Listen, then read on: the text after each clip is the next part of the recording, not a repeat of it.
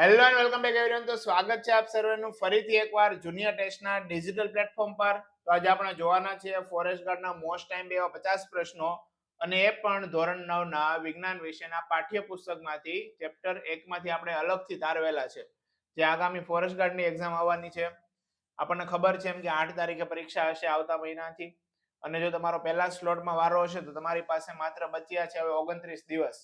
તો 29 દિવસમાં તમારે તૈયારી કેમ કરવી, તો આપણને ખબર છે એમ હસમુખ સાહેબે આપણને કીધું છે કે જો તમારે ક્લાસીસ વગર તૈયાર કરવું હોય તો માત્ર ને માત્ર પુસ્તકનો સહારો જ રહેશે। તો પુસ્તક તો કરવું જ પડશે। તો અમે તમારા માટે સ્પેશિયલ સિરીઝ લઈને આવ્યા છીએ આ પુસ્તકની। આજે આપણે એનો 10મો ભાગ જોવાના છીએ, અને ચેનલ ઉપર પહેલી વાર આવ્યા હોય તો ચેનલને સબસ્ક્રાઇબ કરવાનું ના ભૂલતા, બેલ આઇકન પણ પ્રેસ કરી દેજો, અને તમે જે લાઈક કરો છો ને અમારા માટે પ્રેરણા છે। તો પ્લીઝ આજના વિડીયો ઉપર આપણે 500 નો ટાર્ગેટ રાખ્યો છે, 500 લાઈક કરવાની છે। આઈ હોપ કે તમે પૂરી કરશો। તો એકવાર પ્લીઝ પહેલા નીચે જઈ અને લાઈક કરી આવજો। હવે તમારો વધારે સમય નથી લેવો, શરૂ કરો મોસ્ટ ટાઈમ એવા પ્રશ્નો। પ્રશ્ન નંબર 1, જે જગ્યા રોકે છે અને દળ ધરાવે છે તેને શું કહેવાય? તો એને આપણે દ્રવ્ય કહીશું। વાયુ, જમીન, અગ્નિ, આકાશ અને જળ એ ખાલી જગ્યા છે। તો આ બધા શું છે? પંચતત્વો। તમને ખબર હોય કે ઘણીવાર તમે લોકોના મુખેથી કહેતા સાંભળ્યું હશે કે માણસ જ્યારે મૃત્યુ પામે ત્યારે પંચમહાભૂતમાં વિલીન થઈ જાય।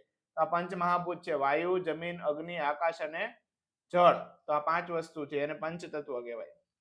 દળનો એસઆઈ એકમ કયો છે? તો દળનો એસઆઈ એકમ કિલોગ્રામ છે। એના નાના એકમ તમારે લેવા હોય તો ગ્રામ હોય, મિલીગ્રામ હોય। તો આ બધા એસઆઈ એકમ છે દળના, પણ એનો મુખ્ય એકમ એસઆઈ કયો છે? કિલોગ્રામ।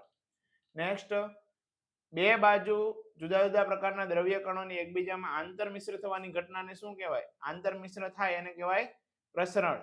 તાપમાન વધતા દ્રવ્ય કણોની ગતિ ઉર્જા વધે। કોઈ પણ દ્રવ્ય નીચેનામાંથી કઈ અવસ્થા ધરાવી શકે? તો આપેલા બધા જ, કોઈ પણ દ્રવ્ય હોય, ઘન પણ હોઈ શકે, પ્રવાહી પણ હોઈ શકે અને વાયુ પણ હોઈ શકે। તો આપેલા બધા જ। નેક્સ્ટ ક્વેશ્ચન, દ્રવ્યના ચોક્કસ આકાર, નિશ્ચિત સીમા અને ચોક્કસ કદ ધરાવતી અવસ્થાને શું કહેવાય? બધું જ ચોક્કસ હોય તેને આપણે કહીશું ઘન પદાર્થ। તમે પોતે એક ઘન પદાર્થ છો। ઘન પદાર્થો ખાલી જગ્યા હોય તો ઘન પદાર્થો દ્રઢ હોય। 9, પ્રવાહી પદાર્થો નીચેનામાંથી કયો ગુણ ધરાવે? તો પ્રવાહી પદાર્થો બધા જ ગુણ ધરાવે। કયા કયા? એક તો વહનશીલતા પણ હોય, પ્રસરણ પણ પામે અને તરલતા પણ હોય। પ્રશ્ન નંબર 10, જે તાપમાને ઘન પદાર્થ પીગળીને પ્રવાહી સ્વરૂપમાં રૂપાંતર થાય તે તાપમાનને તે ઘન પદાર્થનું શું કહેવાય? ગલનબિંદુ કહેવાય। પદાર્થના પ્રતિ એકમ કદમાં રહેલા દળને શું કહેવાય? તો પ્રતિ એકમ કદમાં રહેલા દળને આપણે કહીશું ઘનતા। પ્રશ્ન નંબર 12, પદાર્થના ગલનબિંદુ જેટલા તાપમાને અને એક વાતાવરણ દબાણે 1 કિલોગ્રામ ઘન પદાર્થને પ્રવાહી અવસ્થામાં રૂપાંતરિત કરવા માટે જરૂરી ઉષ્માને શું કહેવાય? તો આપણે એને પીગાળવું છે તો પીગાળવા માટે ગલન, અને જે પીગાળવા માટે જે ઉષ્મા લાગે એને ગલનગુપ્ત ઉષ્મા કહેવાય। નેક્સ્ટ, નીચેનામાંથી ઉદ્ધ્વપાતી પદાર્થ કયો છે?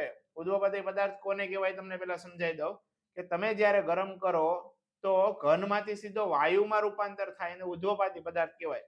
વચ્ચે પ્રવાહી અવસ્થા એમાં આવતી નથી। તો આપણો સાચો જવાબ છે નવસાર। હાલો, બીજું એક તમારે એક્ઝામ્પલ નીચે કમેન્ટ કરવાનું છે, મને ખબર છે તમારે નીચે કમેન્ટ કરી દેવાનું છે। પ્રશ્ન નંબર 14, કોઈ પણ વાયુનું પ્રવાહીમાં પરિવર્તન કરવા માટે નીચેનામાંથી કયું પરિબળ જવાબદાર છે?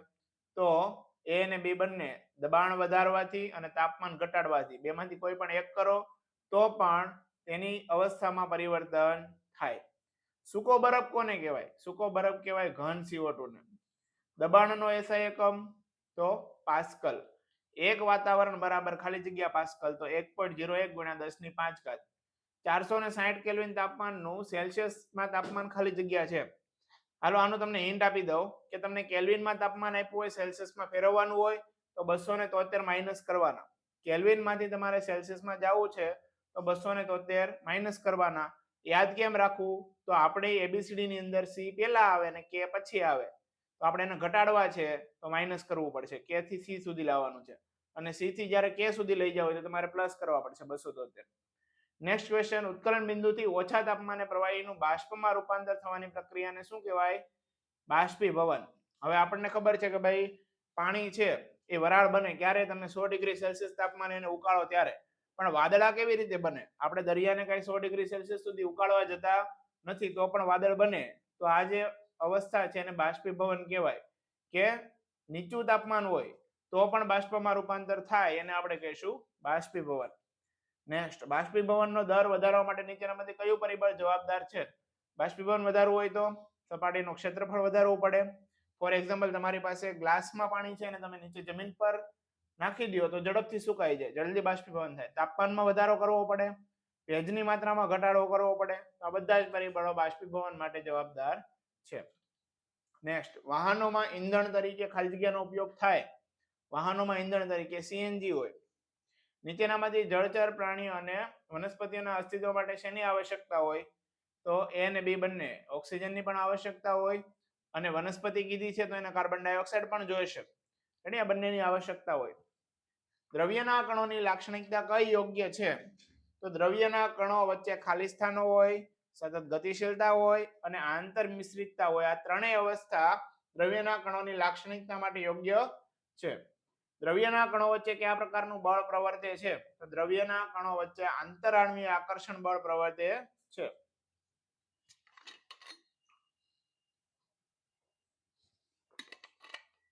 પદાર્થનો એવો ગુણધર્મ કે જેના દ્વારા પદાર્થ પોતાનો આકાર અને કદ જાળવી રાખે. પદાર્થના આવા ગુણધર્મને શું કહેવાય? તો આકાર અને કદ જાળવે એને કહેવાય સખ્તાઈ. શું કહેવાય? સખ્તાઈ, મજબૂતાઈ. કયો પદાર્થ તરલતાનો ગુણધર્મ ધરાવતો નથી? તો તરલ કોણ નહીં હોય? લાકડું, કેમ કે એ ઘન છે. જે પ્રવાહી છે એ તરલ હશે, વાયુ છે તરલ હશે, પણ લાકડું ઘન છે એટલે તરલ નથી. સંકોચનીય પદાર્થ કયો છે જેને આપણે સંકોચન કરી શકીએ? તો જે હવા છે, વાયુ, બધા સંકોચનીય છે. સંકોચનીય માટે બીજો શબ્દ એ કહેવાય કે દબનીય છે, એને દબાવી શકાય. નીચેનામાંથી ઘનતાનો એકમ કયો છે? તો ઘનતાનો એકમ છે કિલોગ્રામ ઇન્ટુ મીટર, કિલોગ્રામ પ્રતિ મીટર ક્યુબ અને ગ્રામ પ્રતિ સેન્ટીમીટર ક્યુબ. આ બંને એકમ છે. નેક્સ્ટ, કોઈ પણ ઘન પદાર્થના ગલન દરમિયાન તાપમાન ખાલી જગ્યા થાય, ગલન થાય, પીગળે તો શું થાય? તાપમાન અચળ રહે. 270 ડિગ્રી તાપમાને પાણી કઈ ભૌતિક અવસ્થા ધરાવે? તો 270 ડિગ્રી છે તો હશે વાયુ સ્વરૂપ. સેલ્સિયસ છે એટલે ખાસ યાદ રાખજો. ત્યાં કેલ્વિન હોત તો વાયુ આવશે નહીં. કોઈ પણ પ્રવાહીનું બાષ્પીભવન ક્યારે શક્ય છે? તો એનું ઉત્કલન બિંદુએ, કોઈ પણ ચોક્કસ તાપમાને કે નીચા તાપમાને, ગમે તે હોય, બાષ્પીભવન તો થાય ને થાય. જેને માટે કોઈ નિયમ લાગુ પડતા નથી. જે આપણા ઉત્કલન માટેના નિયમો બાષ્પીભવનને લાગુ પડતા નથી. ગરમીના દિવસોમાં કેવા કપડાં પહેરવાથી સરળતા રહે? તો ગરમીના દિવસોમાં આપણે સુતરાઉ કપડાં પહેરવા જોઈએ. કોઈ પણ વાયુના પ્રવાહીમાં રૂપાંતરને શું કહેવાય? તો વાયુનું પ્રવાહીમાં રૂપાંતર થાય તેને આપણે કહીએ સંઘનન. વાયુમાંથી પ્રવાહી આવે એને સંઘનન. ગલન પ્રક્રિયા દરમિયાન ખાલી જગ્યા. તો ગલન પ્રક્રિયા દરમિયાન ઘન પ્રવાહીમાં ફેરવાય. ગલન એટલે પીગળવું. ઘનમાંથી શેમાં ફેરવાય? પ્રવાહીમાં. બરફ પાણી ઉપર તરે છે કારણ કે બરફની ઘનતા ઓછી છે. આપણો સાચો જવાબ છે બી. તેની ઘનતા પાણી કરતા કેવી હોય? ઓછી. નેક્સ્ટ, કયા તાપમાને પાણીની ઘનતા મહત્તમ હશે? તો 0 ડિગ્રી સેલ્સિયસ તાપમાને પાણીની ઘનતા સૌથી વધુ હશે. પછી જ્યારે પાછો બરફ બનશે ને તો એની ઘનતા ઘટી જશે. નીચેનામાંથી કયું વિધાન સાચું છે? તો પહેલું જ વિધાન સાચું છે. વાયુઓને ગરમ કરતા તેના કદમાં વધારો થાય છે. નેક્સ્ટ, ઘન અને વાયુ પદાર્થો પાણીમાં દ્રવ્ય થાય છે. આપણો સાચો જવાબ છે બધા જ. કયા? કારણ કે તે પાણી ઉત્તમ દ્રાવક છે એટલા માટે, પાણીમાં પ્રસરણ પ્રક્રિયા શક્ય હોય એટલા માટે, અને પાણીના કણો આંતરાણ્વીય અવકાશ ધરાવે તો એના અણુઓ વચ્ચે જગ્યા છે. એના બધા માટેથી પાણીમાં બધી વસ્તુ દ્રાવ્ય છે મોટા ભાગે. પણ એક જે લિપિડ હોય, ચરબી ધરાવતા પદાર્થો એ દ્રાવ્ય થશે નહીં. નેક્સ્ટ, એક વાતાવરણ દબાણે પાણીનું ઉત્કલન બિંદુ કેટલું થશે? તો 100 ડિગ્રી સેલ્સિયસ થશે. હવાના દબાણમાં ઘટાડો થતા પ્રવાહીનું ઉત્કલન બિંદુમાં કોઈ ફેરફાર થાય નહીં. બળનો એસઆઈ એકમ કયો છે? તો ન્યૂટન છે. 298 કેલ્વિન તાપમાને પાણીની ભૌતિક અવસ્થા કઈ હશે? તો આપણે પહેલા કેલ્વિન ને સેલ્સિયસમાં ફેરવીએ. 298 માંથી 273 તમારે કાઢી નાખવાના એટલે આપણને ખબર છે કે 100 ની અંદર આવી જશે, પણ 0 ની નીચે જવાનું નથી. તો ત્યારે આપણો અવસ્થા હશે પ્રવાહી અવસ્થા. ચાલો નેક્સ્ટ, 1 કિલોગ્રામ ઘનનું તેના ગલન બિંદુ જેટલા તાપમાને પ્રવાહીમાં રૂપાંતરિત કરવા માટે જરૂરી ઉષ્મા ઉર્જાને શું કહેવાય? તેને કહેવાય ગલનગુપ્ત ઉષ્મા. આપણે શેમાં રૂપાંતર કરવું છે? પ્રવાહીમાં પીગાળવું છે તો ગલનગુપ્ત ઉષ્મા. ઘનતા શોધવા માટેનું સાચું સૂત્ર નીચેનામાંથી કયું છે? તો ઘનતા શોધવા માટે દળ પ્રતિ કદ, દળના છેદમાં કદ, એટલે આપણને ઘનતા મળી જાય. વધુ પડતા પવનને કારણે પાણીની બાષ્પના કણો ખાલી જગ્યા, તો પાણીની બાષ્પના કણો પવનની સાથે ઉડી જાય, આપણે જે વાદળ બનવાની પ્રક્રિયા કહીએ છીએ તો આ બાષ્પીભવનના કારણે થાય. બાષ્પીભવનને કારણે ખાલી જગ્યા ઉદ્ભવે છે. બાષ્પીભવનના કારણે ગરમી ઉદ્ભવે. ઉનાળાની અંદર તમે ઝાંઝવાના જળ જોયા હશે, તમે ફોરેલમાં બેસીને કે ગાડીમાં બેસીને જતા હો તો રોડ ઉપર દૂર દૂર પાણી ભરેલું હોય એવું દેખાય. આ બધું બાષ્પીભવનના કારણે આપણને જોવા મળે. તો બાષ્પીભવનના કારણે ગરમી ઉદ્ભવે. કદનો એસઆઈ એકમ કયો છે? તો કદનો એસઆઈ એકમ છે ઘન પ્રતિ મીટર. નીચેનામાંથી કયો પદાર્થ નિશ્ચિત કદ તેમજ આકાર ધરાવી શકે નહીં? હવે જવાબ છે આપણો N2.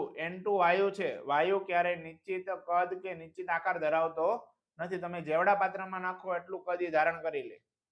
પ્રવાહી પદાર્થના નીચેનામાંથી કોનું પ્રસરણ શક્ય છે? તો બધાનું. પ્રવાહીમાં ઘન પણ પ્રસરણ પામી શકે, પ્રવાહી પણ પ્રસરણ પામી શકે અને વાયુ પણ પ્રસરણ પામી શકે. બધા પ્રસરણ પામી શકે. શેમાં? પ્રવાહીમાં. નીચેના પૈકી કયા દ્રવ્યો છે? ખુરશી, હવા, પ્રેમ, સુગંધ, ધિક્કાર, બદામ, વિચાર, ઠંડી, લીંબુ પાણી, અત્તરની સુગંધ. હવે જો પેલા તો આપણને ખબર હોય કે જે દળ ધરાવે અને જગ્યા રોકે એને દ્રવ્ય કહેવાય.